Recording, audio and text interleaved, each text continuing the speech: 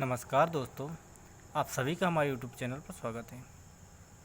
Act का draft तैयार, अध्यादेश से हो सकता है लागू, इस सभी तरह की गड़बड़ियों और जमानतें होंगी। मध्य प्रदेश में पेपर लीक पर 1 करोड़ रुपए का जुर्माना, 10 साल सजा। नीट पेपर लीक की चर्चाओं के बीच मध्य प्रदेश में अब भर्ती परीक्षा हो या बोर्ड का पेपर, किसी भी परीक्षा में पेपर लीक रोकने के लिए सरकार सख्त कानून लाने जा रही है। फिलहाल इसका अध्यादेश लागू हो सकता है।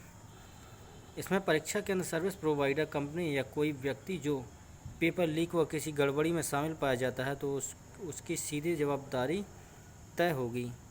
इसमें 1 करोड़ रुपए तक का जुर्माना और 10 साल तक की सज़ा हो सकती है। आरोपी की प्रॉपर्टी भी अटैच या जब्त होगी।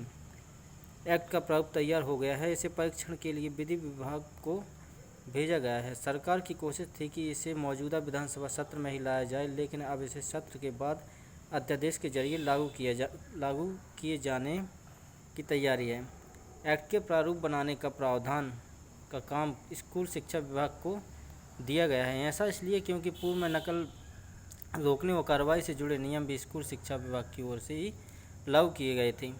विभाग ने पूर्व में एक्ट को लगभग बना लिया था और वरिष्ठ सचिव स्तर की कमेटी में भी इस पर चर्चा हो गई थी, लेकिन चर्चा के दौरान ही केंद्र सरकार ने सार्वजनिक परीक्षा अनुचित साधनों की रोकथाम बिल का नोटिफिकेशन करके सभी राज्यों को भेज दिया। साथ ही कहा कि इसी को आधार बनाकर राज्य अपने अपने ठोस कानून बनाएं, लिहाजा अब मध्य प्रदेश भी अपना नया व कड़ा कानून लाने की तैयारी में है। इसमें केंद्र सरकार के भी तमाम प्रावधानों को शामिल किया जा सकता है। इसके अलावा मध्य प्रदेश की परिस्थितियों को ध्यान में रखकर भी कई अहम प्रावधान किए गए हैं। संगठित अपराध मिला जो सजा बढ़ेगी, संपत्ति भी जब्त होगी।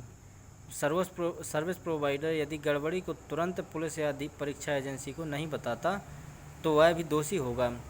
सर्विस प्रोवाइडर उसे माना जाएगा जो परीक्षा के लिए कंप्यूटर से लेकर अन्य संसाधन या सिस्टम उपलब्ध कराए। सर्विस प्रोवाइडर परीक्षा केंद्र को स्वेच्छा से नहीं बदल सकेंगे। यदि ये गड़बड़ी में शामिल पाए गए तो वे ब्लैकलिस्ट भी होंगे। परीक्षा में गड़बड़ी में यह साबित हो जाए कि सर्विस प्रोवाइडर से जुड़ा व्यक्ति या पदाधिकारी जिम्मेदार है तो उसे भी 10 साल की सज़ा और 1 करोड़ रुपए का जुर्माना होगा।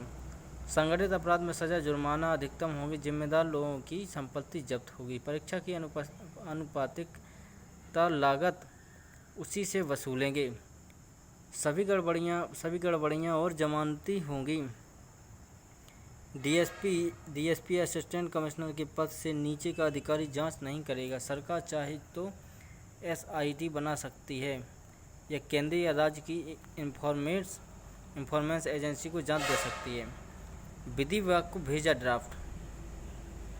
यह सही है कि हम प्रारूप तैयार कर रहे हैं, अब सीधे जवाबदारी तय होगी। विधि विभाग के परीक्षण के बाद आगे की प्रक्रिया की जाएगी। नोटिफिकेशन होने से पहले लागू होने वाले प्रावधानों की चर्चा नहीं की जा सकती। रावधर प्रताप सिंह स्कूल शिक्षा मंत्री हैं। जो न्यूज़ अच्छी लगी हो तो चैनल को लाइक एवं सब्सक्राइब जरूर कर लें। जय हिंद, जय भारत।